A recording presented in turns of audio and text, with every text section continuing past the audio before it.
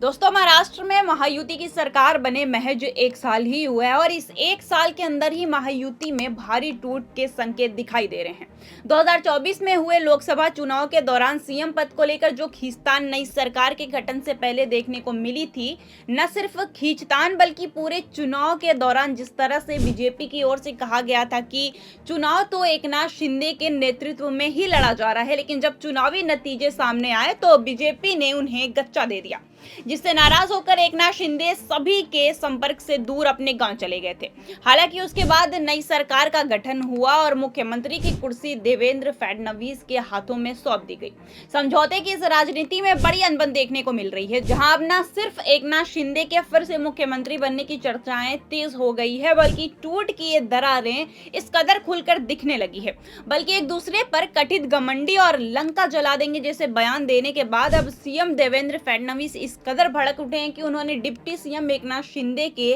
करीबी के खिलाफ ही जांच बैठा दी है, जिससे महाराष्ट्र महायुति सरकार में भारी टूट के आसार दिखाई देने लगे हैं। दरअसल महाराष्ट्र स्थानीय निकाय चुनाव से पहले सियासी पारा हाई हो गया है और ये सियासी टेम्परेचर तब और ज्यादा हावी होता दिखाई दिया जब सीएम देवेंद्र फडणवीस और डिप्टी सीएम एकनाथ शिंदे के बीच आरोप प्रत्यारोप का सिलसिला सार्वजनिक रूप से सामने आया। जब सीएम फडणवीस ने शिंदे के उस बयान जिससे एकनाथ शिंदे ने कहा था कि रावण भी घमंडी था, इसलिए उसकी लंका जला दी गई थी, इस बयान पर सीएम फडणवीस ने पलटवार करते हुए कह दिया कि लंका तो हम जलाएंगे क्योंकि हम भगवान श्री राम को मानने वाले हैं, हम तो लंका में नहीं रहते, हम भगवान राम के अनुयायी हैं, रावण के नहीं। अब ये मामला शांत भी नहीं हुआ था कि इसी बीच अब देवेंद्र फडणवीस सरकार के मंत्री के एक बयान से सियासी पारा चढ़ गया है, जिससे उन्होंने एकनाथ शिंदे के फिर से मुख्यमंत्री बनने की अटकलों को हवा देने का काम किया है। दरअसल महाराष्ट्र की राजनीति हमेशा से ही अप्रत्याशित रही है, जैसा कि हमने 2024 में हुए लोकसभा चुनाव के दौरान भी देखा, लेकिन 2024 के विधानसभा चुनाव के बाद बनी बीजेपी, शिवसेना और एनसीपी गुट की महायुति सरकार के भीतर जो आंतरिक कलह अब खुलकर सामने आ रही है, वो राज्य की राजनीति में एक बड़ा भूकंप आने की आहट मानी जा रही है। इसी बीच फडणवीस सरकार में शिवसेना कोटे के मंत्री दादा भुसे का बयान कि महाराष्ट्र के उप मुख्यमंत्री एकनाथ शिंदे ऐसे सीएम रह चुके हैं जो लोगों के दिलों में बसते हैं, जल्दी लोग उन्हें फिर से राज्य का नेतृत्व करते देखेंगे, महज एक बयान नहीं है, ये एक राजनीतिक संदेश और ये संदेश है सीएम देवेंद्र फडणवीस की मुख्यमंत्री की कुर्सी के खिलाफ। दरअसल डिप्टी सीएम एकनाथ शिंदे 2022 में उद्धव ठाकरे के खिलाफ बगावत करने के बाद 2024 तक मुख्यमंत्री रहे थे। 2024 में महायुति की जीत के बावजूद उन्हें हटाकर देवेंद्र फडणवीस को मुख्यमंत्री बनाना शिंदे गुट के लिए निराशाजनक रहा, जिसके बाद अब इस बयान के जरिए शिवसेना गुट बीजेपी और सीएम फडणवीस पर दबाव बनाने की कोशिश कर रही है,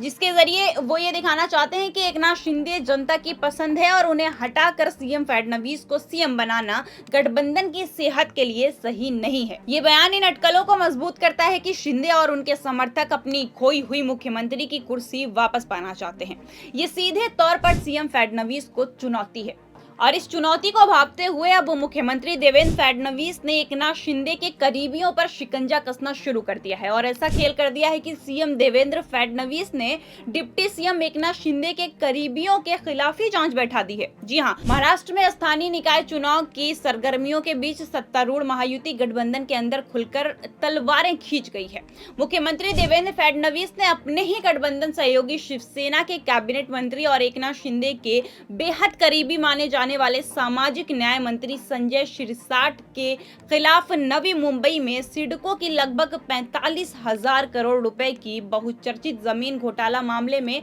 औपचारिक जांच समिति गठित कर दी है, जिसके बाद राजनीतिक गलियारों में यह चर्चा जोरों पर है कि स्थानीय निकाय चुनाव में सीट बंटवारे को लेकर पहले से ही चल रही खींचतान के बीच ये जांच शिंदे गुट के लिए बड़ा झटका है। शिवसेना के कई नेता निजी तौर पर इस कदम से नाराज हैं और इसे अपनों पर ही वार मान रहे हैं। दूसरी ओर अजीत पवार गुट इस मामले में चुप्पी साधे हुए है, क्योंकि उसे लगता है कि इससे महायुति में उसकी स्थिति मजबूत होगी। दोस्तों, मुख्यमंत्री देवेंद्र फडणवीस का अपने ही डिप्टी सीएम एकनाथ शिंदे के करीबी माने जाने वाले संजय शिरसाट के खिलाफ 45,000 करोड़ रुपए की जमीन घोटाले में जांच समिति गठित करना इस बात का सबसे बड़ा सबूत है कि दोनों नेताओं के बीच संबंधों में कड़वाहट आ चुकी है। ये कार्रवाई शिंदे गुट को एक साफ संदेश देती है कि अगर वो फडणवीस के खिलाफ जाते हैं तो उन्हें परिणाम भुगतने होंगे। संजय शिरसाट पर कार्रवाई करना सीधे तौर पर शिंदे को कमजोर करने की रणनीति मानी जा रही है, क्योंकि ये जांच ऐसे समय में सामने आई जब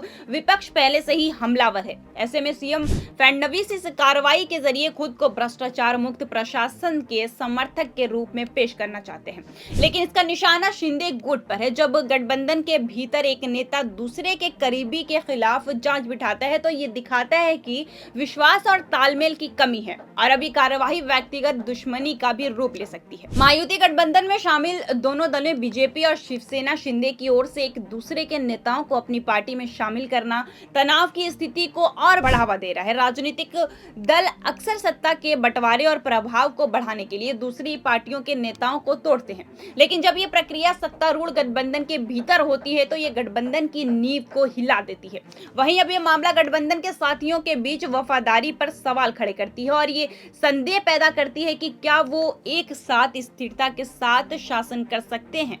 इन सभी आंतरिक कला को एक साथ जोड़ने पर महाराष्ट्र में महायुति सरकार के भविष्य पर गंभीर सवाल खड़े होते हैं। सबसे बड़ा मुद्दा नेतृत्व का है कि अगर शिंदे गुट फडणवीस के नेतृत्व को खुलेआम चुनौती देता है तो गठबंधन के भीतर अविश्वास पैदा होगा। फडणवीस और शिंदे के बीच सीएम की कुर्सी को लेकर चल रही ये खींचतान सरकार को अस्थिर कर सकती है। संजय शिरसाट के खिलाफ जांच अगर आगे बढ़ती है तो ये शिंदे गुट के लिए एक बड़ी शर्मिंदगी और दबाव का कारण बनेगी। ऐसे में डिप्टी सीएम एकनाथ शिंदे को या तो सीएम फडणवीस के सामने झुकना होगा या फिर टकराव का रास्ता चुनना होगा। एनसीपी और कांग्रेस जैसे विपक्षी दल इस कला का फायदा उठाने की ताक में है। उनकी सक्रियता गठबंधन को और कमजोर कर सकती है। महायुति सरकार फिलहाल सत्ता में है लेकिन वो एकजुट नहीं दिखती। दादा भूसे का बयान और शिरसाट पर जांच, ये दोनों घटनाएं दिखाती है कि सत्ता का संघर्ष अब पर्दे के पीछे नहीं बल्कि सड़क पर आ चुका है। अगर बीजेपी के दिग्गज नेता और सीएम देवेंद्र फडणवीस और शिवसेना प्रमुख एकनाथ शिंदे इस तनाव को जल्दी और प्रभावी ढंग से